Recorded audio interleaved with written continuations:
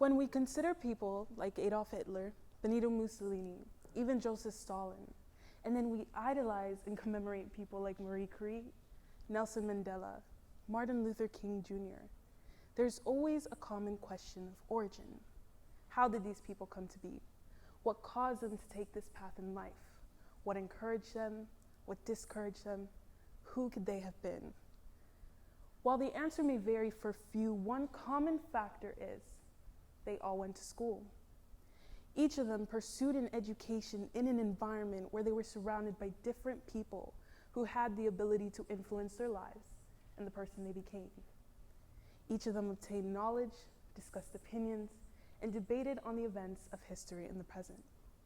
But what we fail to realize and emphasize is that nowadays, school is where it starts. I don't know about you, but as a high school student, I wake up every morning at 5 a.m. and arrive at my high school in the next 20 minutes. Every single day, for 5 days a week, for 180 days a year, the first human interaction I have is at school. The first thing I do is learn, surrounded by others whose goal is ultimately to do the same thing. Education is important. In fact, it's fundamental. You are practically raised on the fact that in order to survive in the outside world, you need to be educated. And the only way to achieve that status is by holding a degree. But do we ever take the time to look at the education system as a whole and see what children, young adults experience in these institutions they practically live in? These repeated cycles that will, without a doubt, shape the person they become. Now, before I begin, I want to tell you a little bit about myself. My name is Chelsea Melechukuka Enemor. Yes, that is my real name. My mother, Josephine Obian Uju Odinlo, was born and raised in a city named Enugu in the country of Nigeria. She moved to Doral, Florida in the year 2002 to settle the same year one of my older sisters was born. Chukwudumebi Cecilia Enemor, or Dumebi for short. Now I see your faces, and I promise I'm not making your minds go crazy with all these interesting but long names for no reason.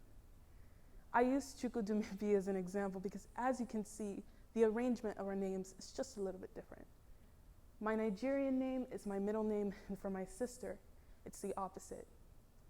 That's because by child 4, I think you can tell, my mom was tired of hearing every single story about how my sisters saw their name as an inconvenience than what it was supposed to be, a gift. Each of these names translate to a special meaning or phrase I will tell you about later on. Growing up, I thought they were just dinner table jokes, until I really understood it was so much more than that. I will never forget the day that Dumebi came home and told me about a teacher taking attendance when she saw my sister's name, took a long pause and uttered the words, "What is that? I don't even know how to pronounce that," and proceeded to call my sister by her last name. My sister recounted feeling embarrassed and uncomfortable, and from experiences like this, she no longer introduced herself to people as Chukwudumebi, but instead Cecilia, a name she felt no one would criticize her for. For years, it was almost something she was ashamed of. We would have a family dinner with a friend over, and instead of calling each other our original names, we would call each other what we referred to as our American names. Okay, this may seem like something small or something so simple, right? But keep in mind, not only is it 1 out of 100 more, it's a dialed down experience remembered by a 10-year-old child. This was something that took place in a place of education, involving someone whose job it is to actually encourage students to feel welcome and to not feel uncomfortable. It was an act performed by someone in a position of power who had more recognition than a middle school girl in front of fellow classmates. These are things that children feed off of and grow to think is just fine. These are things that influence ignorant actions and, most importantly, impact self-esteem in the learning environment. There are so many things you can learn that aren't specified in Lesson Plan 5.2 followed by a 5-page packet on SOHCAHTOA. Instead of encouraging students to broaden their ideas of knowledge, we don't talk. We copy, we memorize, we test, and we repeat. We worry about the first 14 digits of pi more than the importance of pronouncing the indigenous student's name correctly because it's too hard or too insignificant. Yes, pi equals 3.14, but because of the color of my skin, the place I was born and raised, my gender, my ethnicity, even my race, in the place I go to learn, I am not always seen as an equal. I am not always respected, and I am always subject to jokes about my name, my background, the words that offend me. And that, ladies and gentlemen, is not education. Here's one that hits close to home for every single person in this room. Right now, across the United States, we are allowing these waves of injustices to impede our education systems. We favor silence over discomfort. We favor creating reactionary spaces that allow fear to permeate what is being taught in the classrooms. We favor not making white people feel discomfort about racism. This alone has the power to set us back centuries. I do want to clarify that the most known fact in classrooms is that genocides have been dominated by the white race. Everything from slavery to the Holocaust, to the ability to vote in a certain time period. Those are the facts. It isn't fiction, it's history.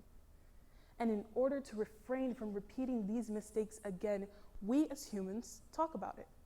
We incorporate it into our curriculum. We have those hard talks at home. We all look back and we have remorse.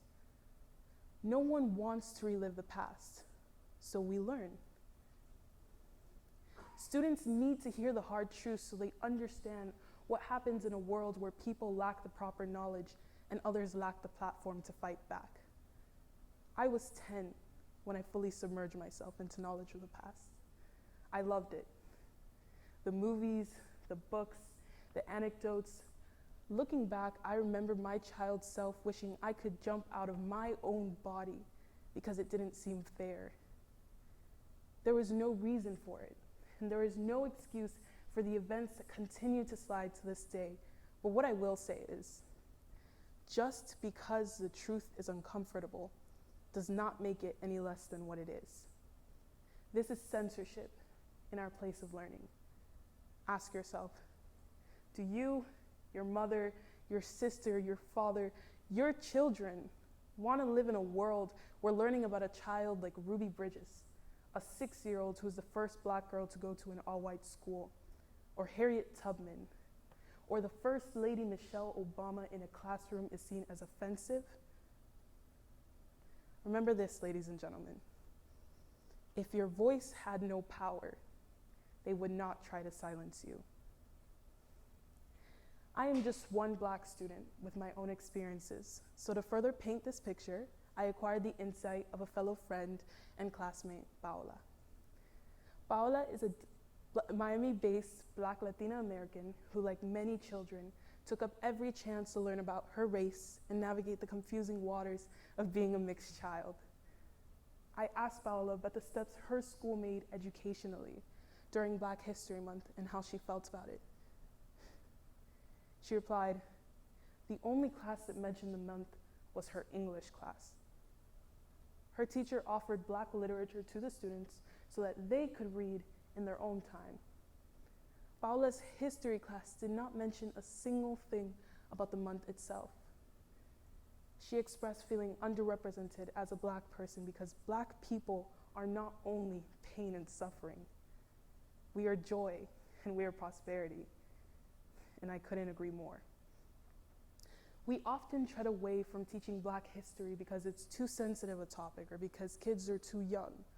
However, Black history, it's beautiful and it's vibrant. There are discouraging lows, but do not let that take away from the tremendous highs. Instead of encouraging students to broaden their ideas of knowledge, we don't talk. Paola, a Dominican American student, says, I am mixed with the oppressed and the oppressor. And sometimes when it's talked about, it doesn't make you think negatively of yourself as a person, but rather your color.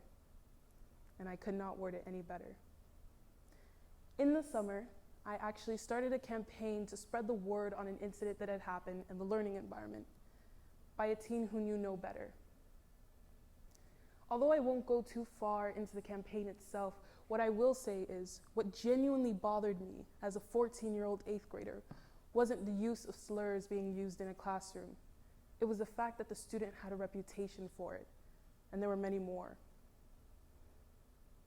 During the campaign, my social media was flooded with anecdotes. I received videos and messages from students across the world who were all experiencing the same things in their classroom, somehow even worse. And it was all so discouraging. It was so heartbreaking because these kids are slipping through the cracks.